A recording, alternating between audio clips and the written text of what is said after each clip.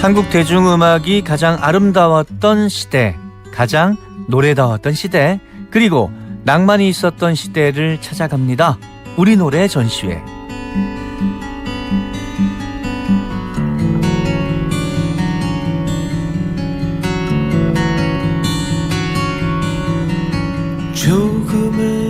오늘도 우리 노래 전시회 큐레이터, 싱어송라이터 김활성 씨 나와주셨습니다. 안녕하십니까? 안녕하세요. 김활성입니다. 네. 자, 오늘은 어떤 곡을 감상하는 시간이 될까요? 네, 원래 준비했었던 곡들이 좀 있었는데요. 이번 주에는 조금 특별한 심정으로 김민기의 노래 작품들 중에서 가장 잘 알려져 있다고도 할 수 있는 그런 대표적인 네 곡을 모아서 들어보는 그런 시간을 좀 가져보려고 합니다. 오, 김민기 특별전. 이렇게 얘기해도 되겠네요. 어떤 뜻으로 그런 선곡을 하셨을지 조금 예상이 될 것도 같은데, 그거 맞나요? 네, 작년부터 조금씩 풍문으로 들리곤 했었던 소식이 하나 있었잖아요. 바로 대학로의 학전 소극장 폐관 관련한 얘기들이 있었는데요. 네. 지난달 그러니까 2월 하순에 학전 소극장 측의 공식적인 발표가 있었고 그래서 3월 15일 5일 뒤죠. 폐관이 확정이 됐다고 하더라고요. 맞습니다. 제 개인적으로도 안타까운 소식이었는데요. 김민기 선배님의 건강 문제가 가장 큰 이유겠지만 코로나 시대 이후로 관객이 좀 많이 줄어들었으니까 그 영향도 컸던 것 같아요. 네, 표면적으로 분명히 그런 어려운 상황들이 있겠지만요. 저는 개인적으로 요새 인공지능이다, 뭐 4차 산업혁명, 챗GPT 뭐 이런 눈 정말 휘둥그레지고 그러는 번쩍번쩍한 세상에서 1991년 개관했었잖아요. 그 네. 학전 소극장이. 그리고 오늘에 이르기까지 지난 33년? 글쎄요. 벌써 어떻게 보면 사라졌거나 이미 쫓겨났다고 해도 그렇게 이상하지 않을 그 학전이라는 그 깜깜한 지하실 혹은 김민기라는 한 이전 시대 아니면 구시대적인 인간이 그래도 누구보다도 치열하고 또 고요하게 자신의 예술적 양심과 자존심 이런 것들을 지켜왔던 시간이었다. 그런 생각이 들고요. 그래서 물론 아쉽지만 그 어떤 장소보다 충분히 또 충만하게 존재했던 극장이었고 극단이었다. 할 만큼 했다. 네. 그렇게 생각합니다. 그럼 대학로 소극장 학전을 포함해서 그곳의 매력은 무대의 그 위치와 관객석 맨 앞줄의 위치가 진짜 가까워요. 그래서 관객과 공연자가 어떤 경계를 허물고 같이 하나가 되어서 공연을 만들 수 있는 그런 곳이다. 그리고 관객석에도 이렇게 뭐 의자가 나눠져 있지 않아요. 그냥 긴 의자에 그렇죠. 대충 여기까지가 뭐 첫 줄 7번 그러면 바로 대충 여기가 첫 줄 8번인 뭐 그런 자리의 모습이잖아요. 그래서 네. 관객끼리의 어떤 경계도 허물러지는 그런 특별함이 있다라는 생각이 듭니다. 자, 아무튼 그런 뜻에서 학전 소극장의 대표인 김민기 선배님의 노래를 들어보는 의미 있는 시간이 될 것 같은데요. 오늘은 극단 대표나 연출가가 아닌 싱어송라이터 김민기의 작품들 중에서 들어보겠습니다. 어떤 곡을 첫 곡으로 준비하셨나요? 네. 93년 2월에 앨범이 4장이 한꺼번에 나왔죠. 김민기 1, 2, 3, 4. 이게 마치 4권의 총서처럼 그런 형식으로 정리가 돼서 세상에 나왔습니다. 그중에 김민기 1 음반에 B면 첫 트랙에 새겨진 아침 이슬이라는 노래입니다. 네. 오늘은 소개나 설명 없이 일단 한번 들어보면 어떨까요? 너무 좋습니다. 아침 이슬입니다. 김민기의 노래.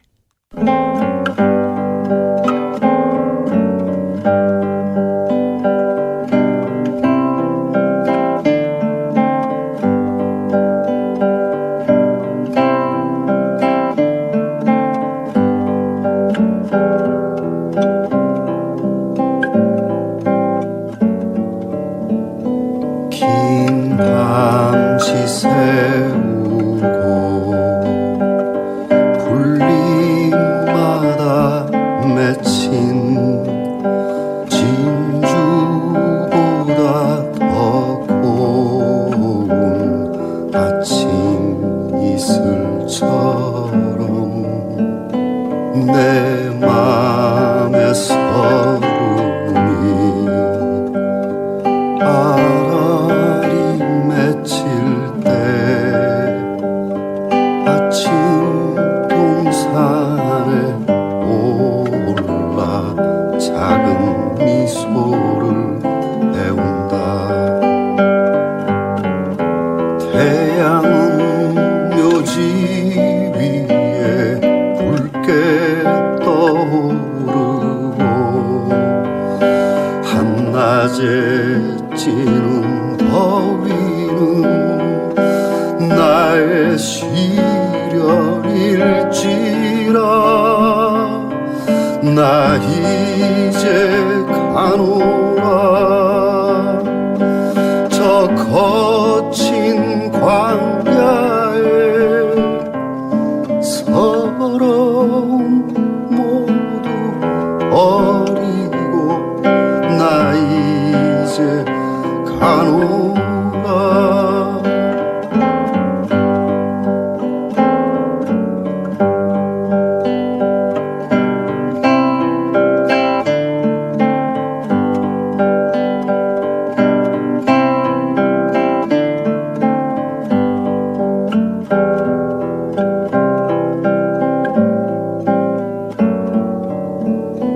내 맘에 서름이 아라리 맺힐 때 아침 동산에 올라 작은 미소를 배운다.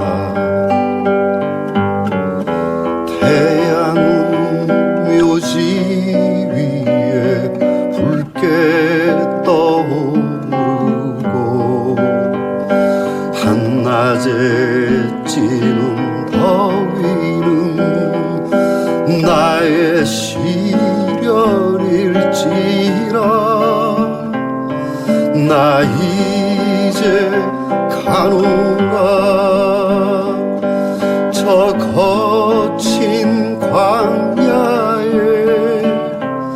서러움 모두 버리고 나 이제 가노라.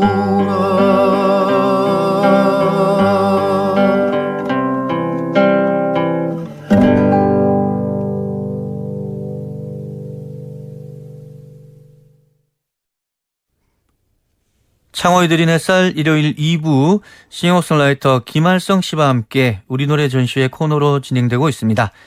방금 들으신 곡은 김민기의 아침 이슬이라는 작품이었는데요. 이 노래가 원래는 양희은 씨 데뷔 앨범을 통해서 발표가 됐었잖아요. 네. 음반으로는 그렇긴 한데요.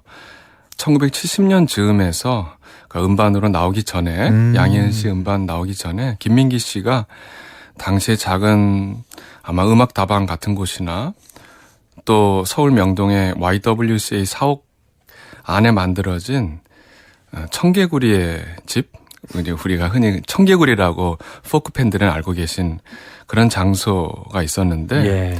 일종의 청년 대학생들이 편하게 쉬고 차 마시며 이야기 나누고 기타 치고 또 노래하고 자유롭게 그러는 일종의 문예 공간 같은 곳에서 예. 친구와 함께 이 노래 그러니까 아침 이슬을 부르고 그랬었나 봐요. 이야, 네. 상상이 되는데요. 네, 어떤 당시에 모습일지. 예, 그때 이제 재수생이었던 양희은 씨가 미대생이었던 김민기 씨를 그렇게 거기서 처음 보고 또 알게 되고 아침 이슬의 악보도 뭐 우연히 습득하게 되고 그러면서 김민기의 허락을 이제 받았겠죠. 네. 이듬해인 71년에 자신의 데뷔 앨범에 먼저 담은 셈이었죠. 네, 이 노래가 그렇게 한 시대를 기록하는 그런 역사적인 노래가 될 줄은 두 사람 다 뭐 잘 모르지 않았었을까 그런 생각은 합니다. 그렇겠죠. 네, 역사적인 명곡의 시작, 출발점 그런 모습이었군요. 근데 이런 생각이 들기도 해요. 방금 들었던 아침 이슬도 이 노래의 시대적 배경 그런 정보나 지식 없이 들으면 그냥 단순한 기타 반주에 약간 찬송가 비슷한 노래 이런 느낌으로 들으실 분들 특히 지금 젊은 세대들은 많이 있을 것 같아요. 그러네요. 단순한 기타 반주에 뭐 좀 찬송가 비슷한 노래. 정말 그렇습니다. 그런데 이게 만약에 정말 그런 역사적인 노래가 되었다면 역사적인 노래에 관한 어떤 힌트가 될 수 있을 것 같아요. 그런 단순하고 진지하고 그런 것들은 일단 기본적으로 좀 재미는 없죠. 네. 그렇죠. 단순하고 진지하면 요즘은 노잼 취급받죠. 맞습니다. 아침 이슬은 그런 면으로 보자면 노잼이라고 할 수 있어요. 그런데 그런 단순한 기타 반주의 그런 정박 위주의 찬송가, 이런 좀 시시한 리듬이라고 할까요?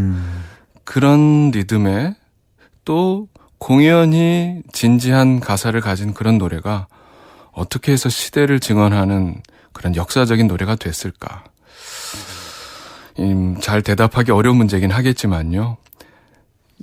역사적인 작품을 꿈꾸는 젊은 예술가들에게는, 특히 노래 작곡가들에게는 김민기의 노래들에서 발견되는 음악 또는 음악 외적인 속성들에 대해서 한번 생각해보고 공부해보는 것이 큰 도움이 될 거라고 생각합니다. 네.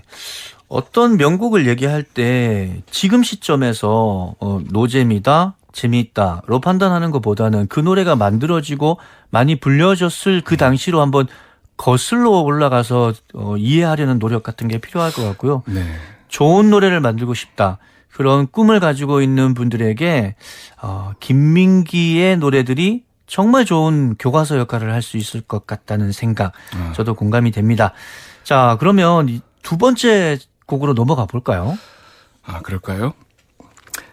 작은 연못이라는 노래입니다. 제가 대표적인 김민기의 숨은 명곡보다는 시대를 기록했다라는 차원에서 이 곡을 골라봤는데요. 양희은이 71년에 고운 노래 모음 1집을 냈고 네. 이듬해 고운 노래 모음 2집 앨범을 냈는데 고운 노래 모음이라는 앨범 제목도 너무 곱네요, 진짜. 그렇죠. 그 앨범에 실린 노래입니다. 예. 오늘은 역시 93년 발표된 김민기의 4장의 앨범 중 4번째 음반, 김민기 4 음반에 수록되고 또 김민기가 연주하고 노래한 버전으로 들어보겠습니다. 네. 자, 그러면 노래 바로 들어보겠습니다. 김민기의 작은 연못입니다.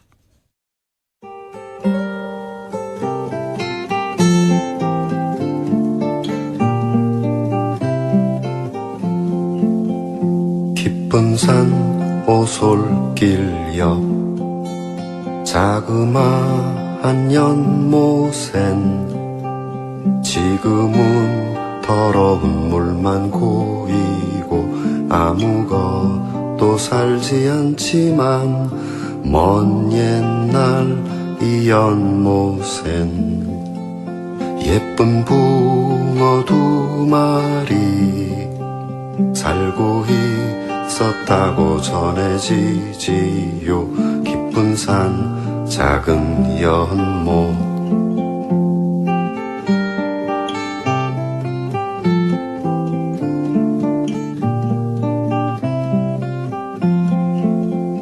어느 맑은 여름날 연못 속에 붕어 2마리 서로 싸워 한 마리는 물 위에 떠오르고 여린 살이 썩어 들어가 물도 따라 썩어 들어가 연못 속에선 아무것도 살 수 잊게 되었죠. 깊은 산 오솔길 옆 자그마한 연못엔 지금은 더러운 물만 고이고 아무것도 살지 않죠.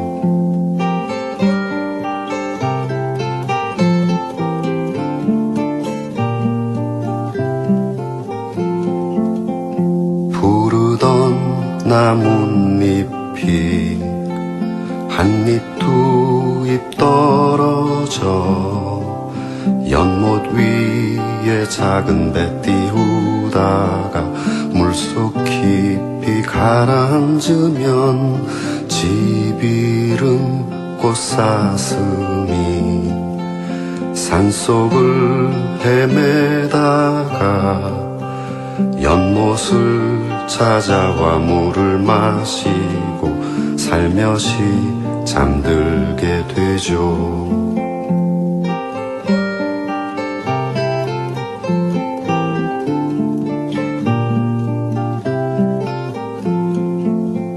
해는 서산에 지고 저녁사는 고요한데 산허리로 무당벌레 하나 휙 지나간 후에 검은 물만 고인 채 한없는 세월 속을 말없이 몸짓으로 헤매다 수많은 계절을 맞죠. 깊은 산 오솔길 옆 자그마한 연못엔 지금은 더러운 물만 고이고 아무것도 살지 않죠.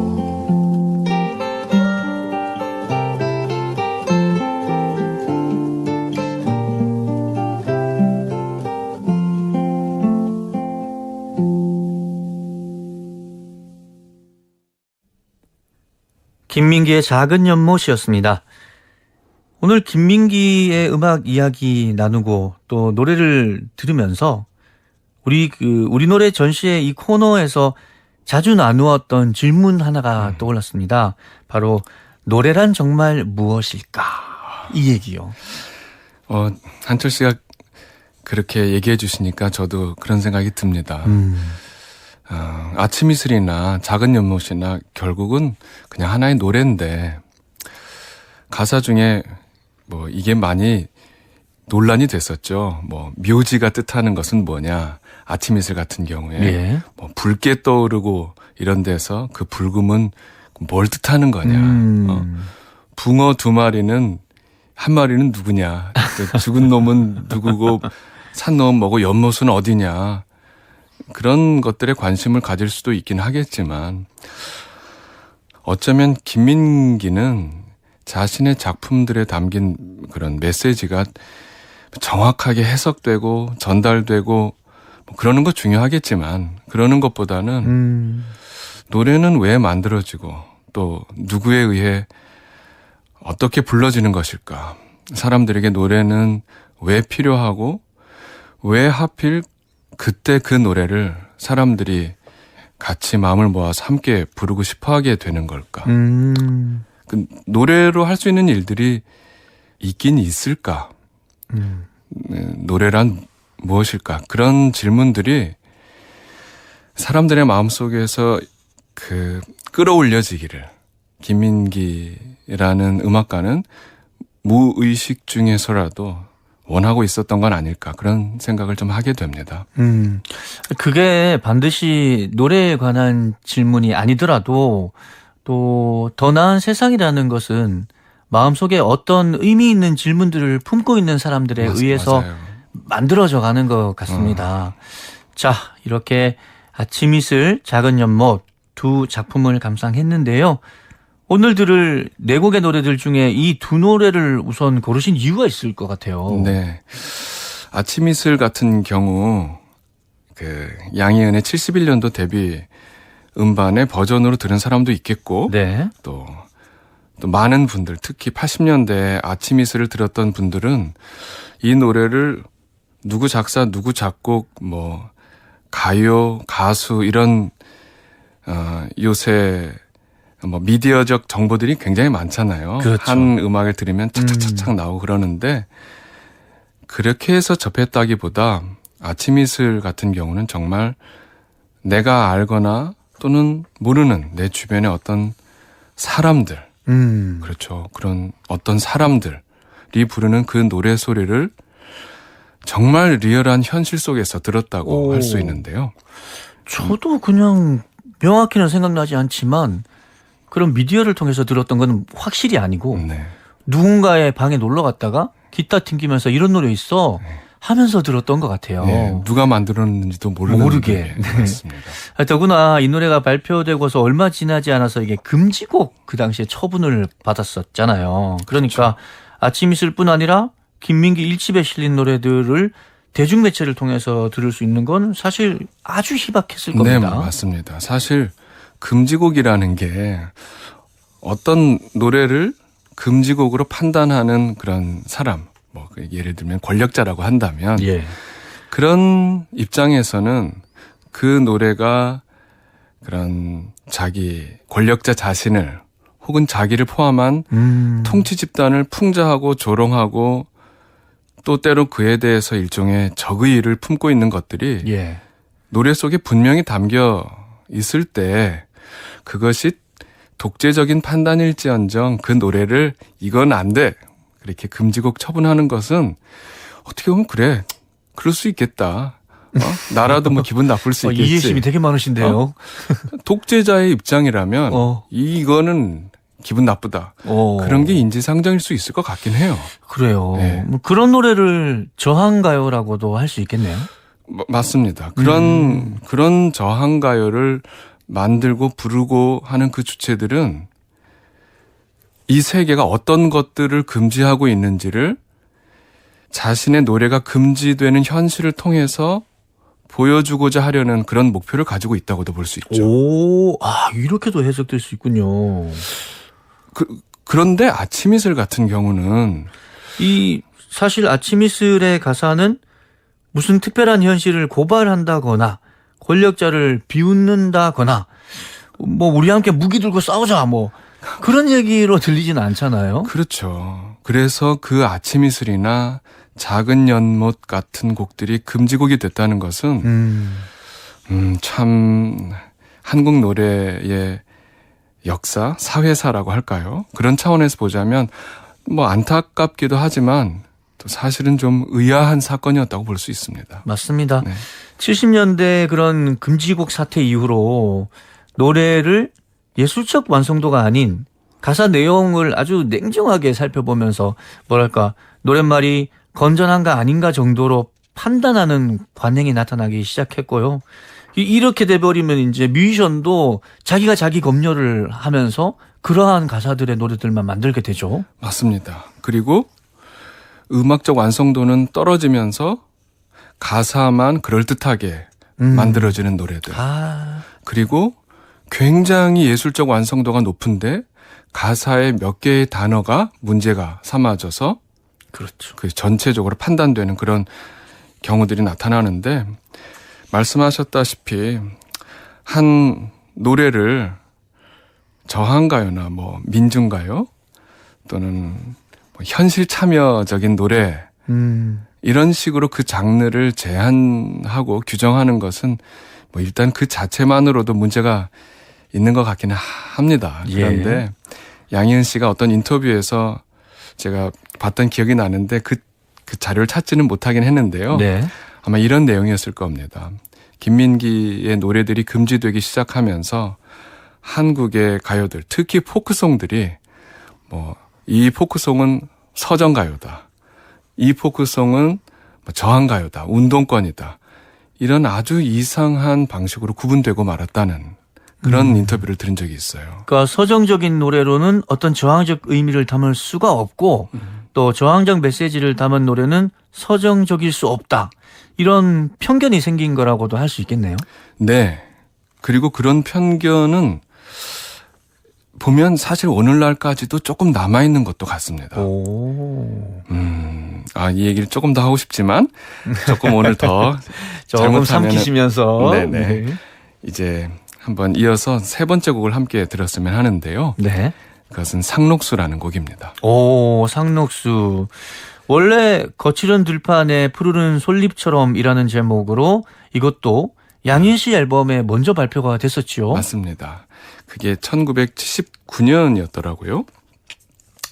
만들어진 것은 77년 그 김민기 씨가 군 복무를 마치고 부평인가 인천인가 어디 한 공장에서 일하고 있을 때 만들어졌다고 하고요. 아, 예. 그 당시 공장 동료들이 혼인 신고는 했지만 사정상 식은 또 못 올리거나 또 기약 없이 미뤄지고 그러고 있었던 그런 친구들에게 김민기 씨가 우리 다 같이 모여서 한 날 같이 결혼을 한번 해보자. 그래서 합동 결혼식을 주선하고 날을 맞추어서 식을 열어주었었던 것 같아요. 그때 불러준 축가가 바로 거칠은 들판에 푸르른 솔잎처럼이라는 노래였죠. 상록수였습니다. 와, 그렇게 이 노래가 만들어진 거군요. 네. 그런가 하면 또 많은 분들에게는 98년도였던가요? 그 골프 선수 박세리 씨가 US 오픈에서 극적으로 역전 우승하는 장면으로 만들어진 그 공익 광고의 배경음악도 이 노래였습니다. 그때 또 맞아요. 한국이 IMF 시기 지나면서 많은 사람들이 힘들어 했었는데 그 영상, 그리고 그 영상에 담긴 이 노래가 진짜 큰 감동을 줬던 기억이 납니다. 아, 그랬군요. 이 합동 결혼식 축가였다는 사실 오늘 새롭게 알게 되니까 놀랍고 감동적입니다. 네네. 그 축가였기도 했는데 그 노래는 또 그 다음에 78년도에 있었던 한 장례식의 조가로 쓰이기도 했었는데요. 박기순 씨라고 전남대 여학생이었고 김민기 씨와 비슷하게 당시 공장에서 일하면서 야학교사 활동도 했었던 분인데요. 예. 그 박기순 씨의 죽음을 애도하는 그런 노래로 쓰이기도 했습니다. 오, 결혼 축가이기도 하고 누군가의 죽음에 애도를 보내는 노래이기도 했다. 이 정말 하나의 노래에 많은 사연들과 사건들이 담겨질 수 있다는 것이 새삼스럽게 또 이 곡을 통해서 느끼게 되는데요. 지난주에 우리 노래 전시회 시간에 좋은 노래는 한 시대가 감추려고 했던 진실이나 또는 우리가 결코 잊어버려서는 안 되는 사건들을 일깨워주는 그런 힘이 있다. 맞아요. 예, 그런 얘기 우리가 나눴었잖아요. 네. 좋습니다. 자, 그러면 세 번째 작품 감상해 보겠습니다. 이 노래 역시 93년에 발표된 김민기 앨범에 실린 버전이죠? 네, 앨범의 제목은 김민기 3이고요. 이 곡의 반주는 김민기의 기타가 아닌 피아니스트 김광민의 피아노와 또 신디사이저, 연주, 편곡으로 구성되어 있습니다. 네, 들어보겠습니다. 상록수 김민기가 노래합니다.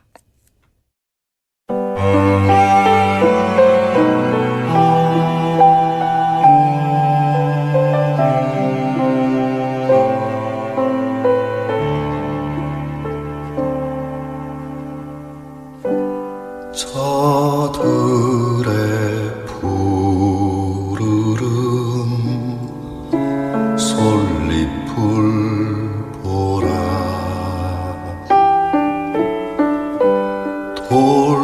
돌보는 사람도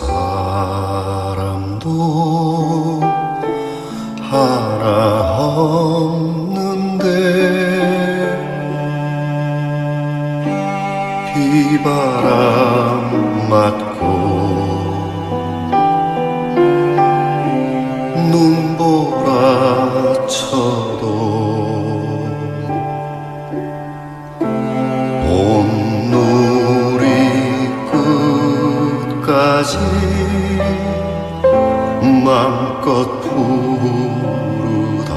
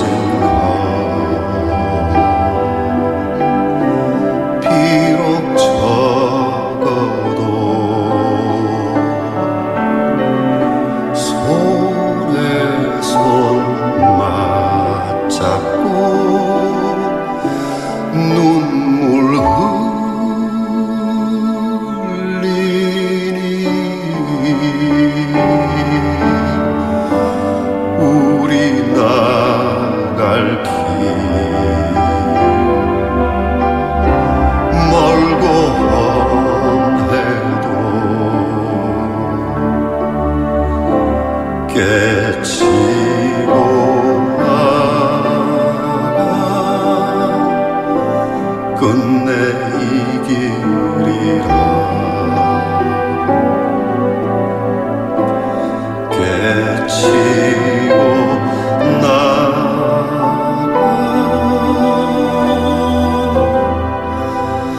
끝내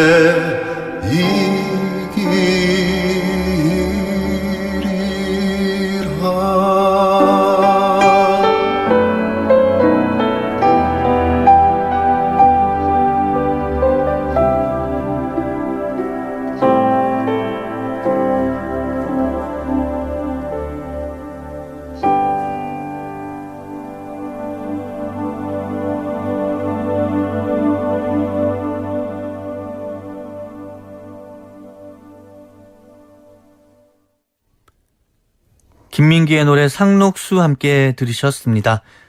오늘 청호해드린 햇살 2부 코너 우리 노래 전시회는 오는 3월 15일 폐관을 앞둔 학전소극장의 대표이자 싱어송라이터 김민기 씨의 노래 세계를 되돌아보는 시간 함께 가지고 있는데요.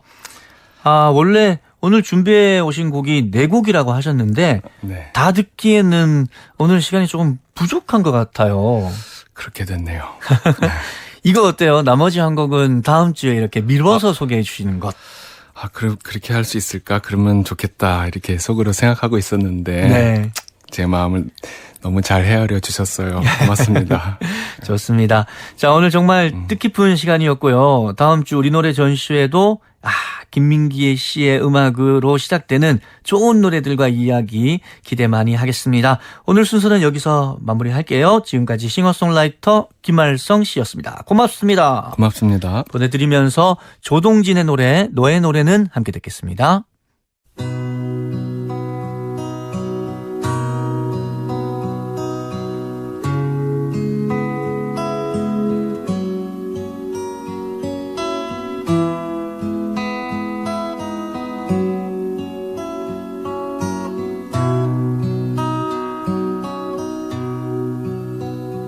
나의 노래는 저무는 거리 라라라라라 너의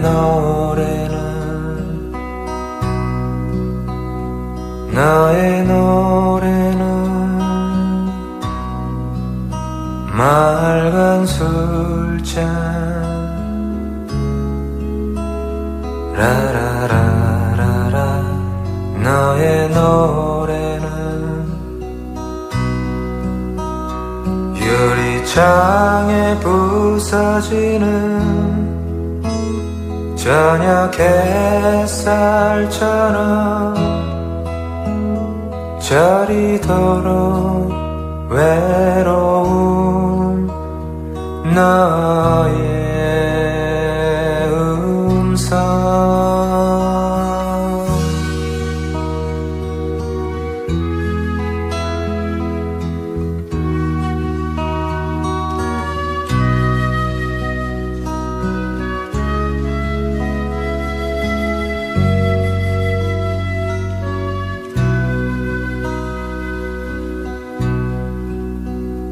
나의 노래는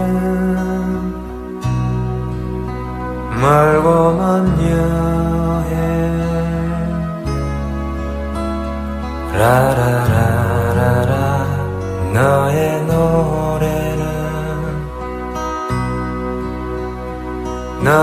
노래는 끝없는 바람 라라라라라 너의 노래는 벌판에 펄럭이는 하얀 빨래처럼 지치도록 춤추는 너의 영혼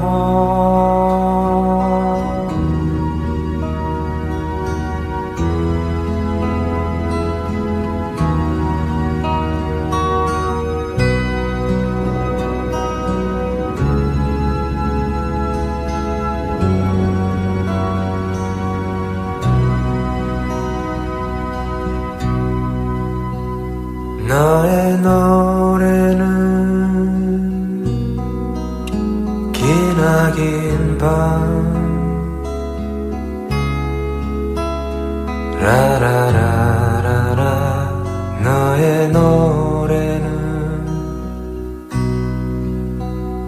너의 노래는